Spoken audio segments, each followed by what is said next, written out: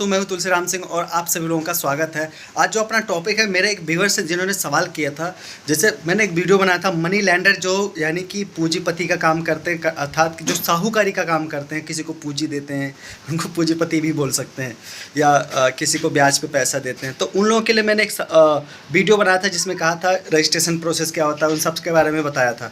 तो उसमें से एक मेरे व्यूअर्स हैं जिन्होंने पूछा था कि देखिए ये किस स्टेट में लागू होता है। तो देखिए इंडिया के हर स्टेट में लागू होता है। किसी भी स्टेट से आप हैं, किसी भी स्टेट से आप बिलोंग करते हैं, तो आपको ध्यान देने वाली बात ये होता है, अगर आप मनी लेंडर का काम करते हैं यानी कि साहूकारी का काम करते हैं, किसी को ब्याज पे पैसा देते हैं, पैसा लेते हैं, तो आपका इनरोलमेंट यानी रजिस्ट्रेशन होना बहुत ज़रूरी होता है।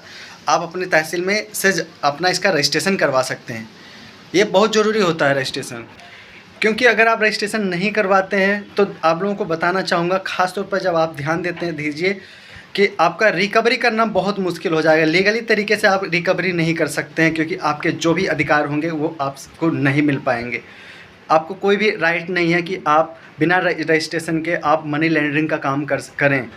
तो ध्यान रहे, जब कभी भी आप मनी लॉन्ड्रिंग का काम करते हैं, करने का मन बनाते हैं या कर रहे हैं या कभी करेंगे, तो उसका रजिस्ट्रेशन ज़रूर होता है। 2 साल के लिए इसका रजिस्ट्रेशन होता है। उसके बाद आपको इसको क्या कहते हैं, रिन्यू करवाना पड़ता है हर 2 साल में।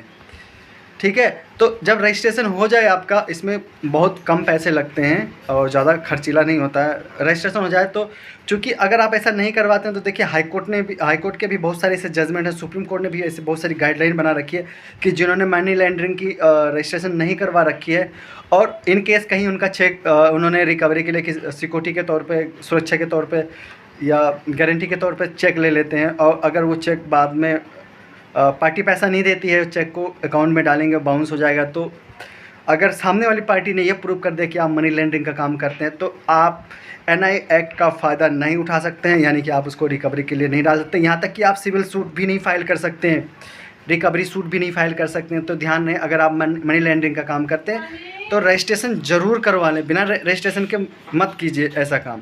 अगर ऐसा आप करते हैं, मनी लॉन्डर का काम करते हैं, साहूकारी का काम करते हैं बिना रजिस्ट्रेशन के, तो आपको बहुत ज़्यादा नुकसान हो सकता है, और ये इंडिया के हर स्टेट के लिए ज़रूरी है। धन्यवाद।